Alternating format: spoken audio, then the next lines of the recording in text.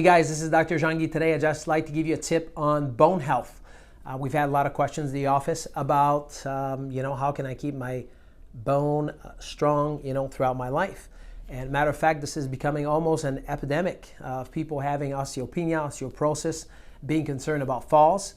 And I just want to, give you some quick bullet points of what you should be looking at. Number one, as far as bone strength goes, is you got to exercise, you got to move. We talked about this here in this office all the time. You got to put stress on your bone.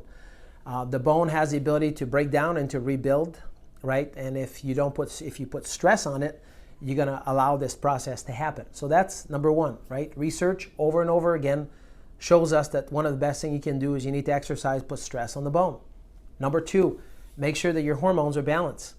Your hormonal level, if it's not balanced, right, even if you take all the calcium in the world, which oftentimes that's what we're being told, right, to take this enormous amount of calcium, but if you don't have the right balance in your hormonal system, right, the minerals comes number 3 on the list, right? Should you have the proper minerals in your body? The answer is yes. However, if you don't exercise, put stress on the bone, and then your hormonal levels are not balanced, whether you're a man or you are a lady, right? It doesn't matter if you take all this enormous amount of calcium that oftentimes you're being told to do, right? The other thing that I want to tell you is, people will tell me all the time, they're like, I'm looking for, this number that the doctor told me I need to take. And people will end up taking this thing called calcium carbonate.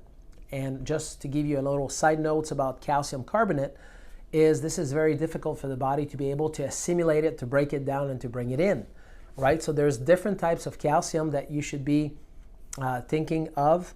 Calcium that hasn't been refined, that would be a better choice. That is more like in tune with what the body is usually, able and capable of processing, and to be able to assimilate it. So just a little recap, right? Exercise, putting stress on the bone. Number 2, balancing out your hormones. Number 3. Is having the right minerals, right? Meaning being on the right nutrition program, the right food supplements, right? If it's necessary. And at our office, we have a specialty. As a matter of fact, we also have tools, right? That allows people to, if you have concern about osteoporosis, osteopenia, just give us a call, set up an appointment with us, consultation, so we can see how we can help you out with that. 517-336-8880. 517-336-8880. We'll see you soon. Take care.